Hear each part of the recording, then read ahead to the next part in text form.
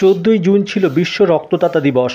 সেই উপলক্ষে নিউ ব্যারাকপুরের বহুমুখী সামাজিক সংগঠন ত্রিধারার উদ্যোগে স্থানীয় কলোনি গার্লস হাই স্কুলে দশম থেকে দ্বাদশ শ্রেণীর পড়ুয়াদের নিয়ে আয়োজিত হলো এক মহতী আলোচনা সভা। রক্তদানে উৎসাহিত ও সচেতনতা বৃদ্ধি করতে উক্ত আলোচনা সভায় ছাত্রীদের উপস্থিতি ছিল বিশেষ লক্ষণীয়।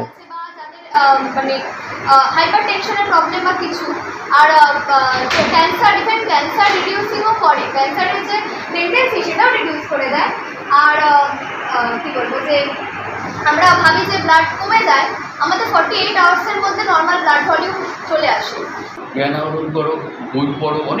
ত্রিধারার কর্ণধার সমাজসেবী গৌতম মজুমদার, বিদ্যালয়ের প্রধান শিক্ষিকা মনিকা ঘোষ বিশ্বাস, সহশিক্ষিকা মৌসুমী দাস চাকলাদার, দ্বাদশ শ্রেণীর ছাত্রী অহনা গোলদার, ত্রিধারার সদস্য অঞ্জনা হালদার আলোচনা সভায় বক্তব্য রাখেন।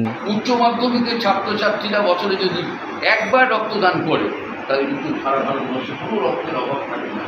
এই সমস্যাটা, এই রক্তের সমস্যাটা আজকে পৃথিবীর বড় বড় রাষ্ট্রনায়ক কত আছে, আমার দেশেরও বড় বড় কত রাষ্ট্র, কিন্তু কেউ এই সমস্যাটা সমাধান করতে পারলো না। কিছুদিন আগে ইলেকশন গেল, নানা রকম গ্যারান্টির কথা শুনছিলাম, দেখছিলাম তখন, কিন্তু কেউ একবারের জন্য বললো না রক্তের ভাণ্ডার মজবুত থাকবে, আমার পশ্চিমবাংলা, আমার সারা ভারতবর্ষে কোনো লোক রক্তের অভাবে মরবে না, এই ব্রত আমরা নিই। এবং রক্তের ভাণ্ডার যাতে মজুদ থাকে তার জন্য সমস্ত মানুষের কাছে আমরা পৌঁছব রক্তদানের আবেদন নিয়ে। শিক্ষিকা মৌসুমী দাস চাকলাদার রক্তদান শুরু করেছিলেন 18 বছর বয়সে এবং দীর্ঘ 19 বছর যাবৎ তিনি রক্তদান করে আসছেন। এদিন তিনি ছাত্রীদের উদ্দেশ্যে রক্তদানের মধ্য দিয়ে সমাজকে এগিয়ে নিয়ে যাওয়ার কথা বলেন। এদিন সমস্ত আলোচকই 18 বছরের ঊর্ধ্বে মেয়েদের রক্তদানে এগিয়ে আসার আহ্বান জানান। সমাজকর্মী অঞ্জনা হালদার রক্তদানে ভীতি দূর করার প্রসঙ্গ তুলে ধরে সকলকে উদ্বুদ্ধ করেন। সমাজের পক্ষ থেকে তাদেরকে আন্তরিক শ্রদ্ধা এবং আমার কৃতজ্ঞতা জানাই।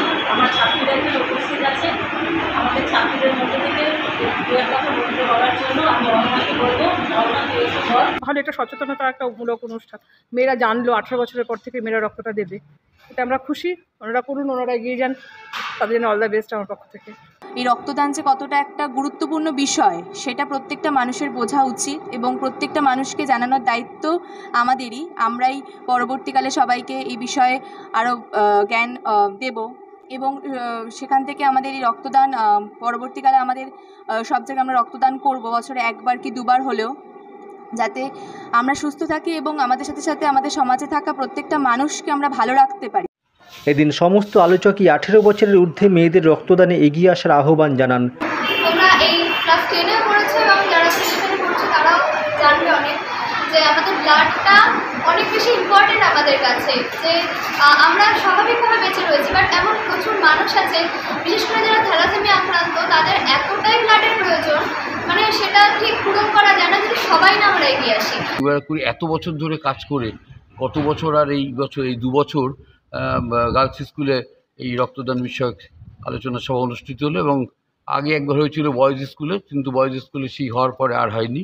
গার্লস স্কুলে এই নিয়ে পরপর 2বার হলো। আমার খুব ভালো লাগলো আজকে, এবারে যেটা গতবারেও দেখলাম, এবারে আরও সংখ্যায় অনেক বেশি ছাত্রীরা উপস্থিত ছিল। তো ছাত্রীদের মধ্যে যে মুখমণ্ডল যা দেখলাম, তাদের উৎসাহ দেখলাম, জানার কৌতূহল দেখলাম এবং অনেক প্রশ্নও করলো, এতে খুব ভালো লাগলো। এটা যতই প্রশ্ন বাড়বে, যতই জানার কৌতূহল বাড়বে, ততই রক্তদান সজীব হবে। আগামী দিনে পড়ুয়াদের মধ্য থেকে রক্তদানে এগিয়ে আসা দাতাদের রক্তে মুমূর্ষু রোগীর জীবন বাঁচানো ছাড়াও রক্তদান আন্দোলন যে আরও বেশি শক্তিশালী হবে সে কথা বলাই যায়। PM Star 24-এর রিপোর্ট, নিউ ব্যারাকপুর।